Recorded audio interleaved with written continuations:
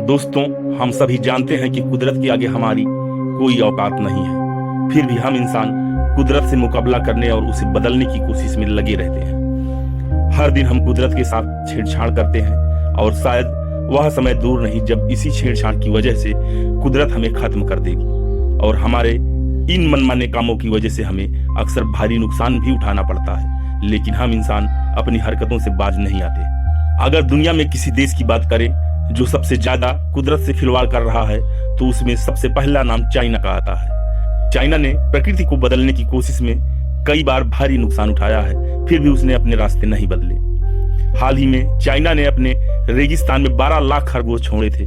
China का यह बड़ा कदम अब उसके लिए मुसीबत बनता हुआ नजर आ रहा है। आखिर ऐसा क्यों, चलिए जानते हैं।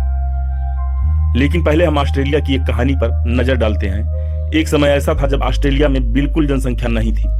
ब्रिटिशर्स जब ऑस्ट्रेलिया आए तो उन्हें वहां कुछ कमी महसूस होने लगी। अपने होमलैंड की याद ताजा करने के लिए उन्होंने कुछ खरगोशों को ऑस्ट्रेलिया में लाकर छोड़ दिया। बस यही गलती ऑस्ट्रेलिया के लिए एक बड़ी मुसीबत बन गई।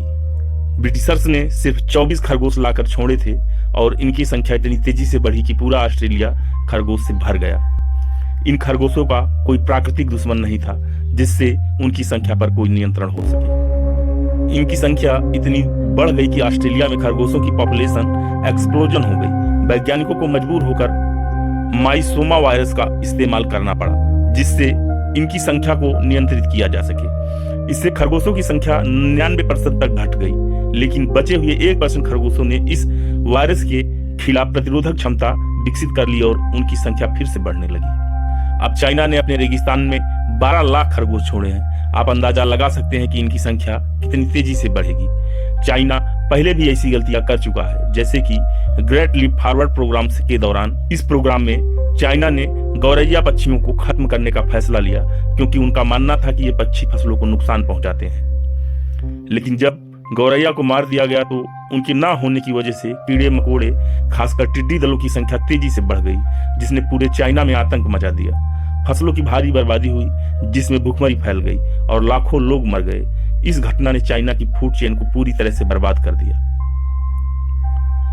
खरगोशों की पॉपुलेशन भी कुछ ऐसी ही है। ये बहुत तेजी से प्रजनन करते हैं और इन्हें खाने के लिए पेड़ पौधे और फसलों की जरूरत होती है। खरगोश जमीन में गड्ढे खोदते हैं जिससे मिट्टी का कटाव होता है और फसलों की उर्वरक क्षमता कम हो जाती है। इसी वजह से जब ऑस्ट्रेलिया में खरगोशों की संख्या बेकाबू हो गई तो उन्हें नियंत्रित करने के लिए बायोलॉजिकल वेपन्स का इस्तेमाल करना पड़ा। चाइना ने खरगोशों के जरिए अपने रेगिस्तानी इलाकों को हरा भरा करने का प्लान बनाया था। उन्होंने सोचा था कि खरगोश अपने मल के जरिए बीज फैलाएंगे जिससे ग्रीनरी बढ़ेगी। शुरुआत में यह प्लान कामयाब रहा, लेकिन अब चाइना को खरगोशों बेकाबू होती पॉपुलेशन की समस्या का सामना करना पड़ रहा है। दोस्तों, इस पूरी कहानी से हमें यह सबक मिलता है कि हम कुदरत से कभी नहीं जीत सकते। हमें कुदरत के साथ छेड़छाड़ नहीं करनी चाहिए। आपकी इस बारे में क्या राय है, हमें कमेंट करके जरूर बताएं। धन्यवाद।